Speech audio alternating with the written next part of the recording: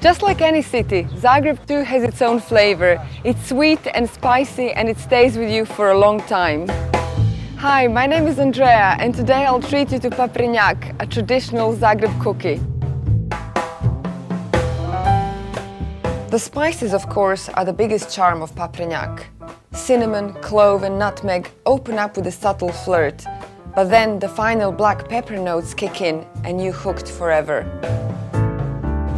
I know you're in a swoon, but do resist having a bite straight away. Admire the motifs embossed on each cookie. Here we have the classic religious ones: angels, stars, bells, leaves. Oops, there's one with my initial in Glagolitic, P for Pisat. I stamped it this way to protect my share of the cookies. So, hands off for now. We're taking a few to August Šenoa, Croatian writer, and in a way the paprenjak's godfather. Do you want some, August?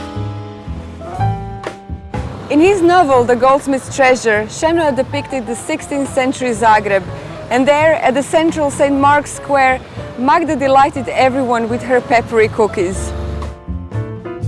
She was called the paprenjak lady. Over the length and breadth of the city, there was not a woman, noble or common, who could bake paprenjaks in the way that Magda knew.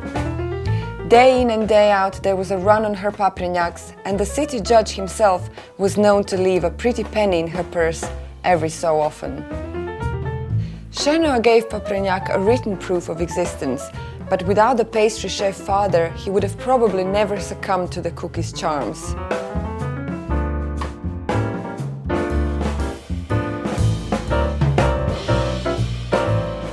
Aleš Šenoa baked sweets for the bishops in capital. We still have his original paprenjak molds and his handwritten recipes, and we can be pretty sure that his paprenjaks are as delicious as those that Magda baked in his son's novel. This is just a short CV of Zagreb's favorite biscuit. I'll let you taste it now. Go on, have a bite.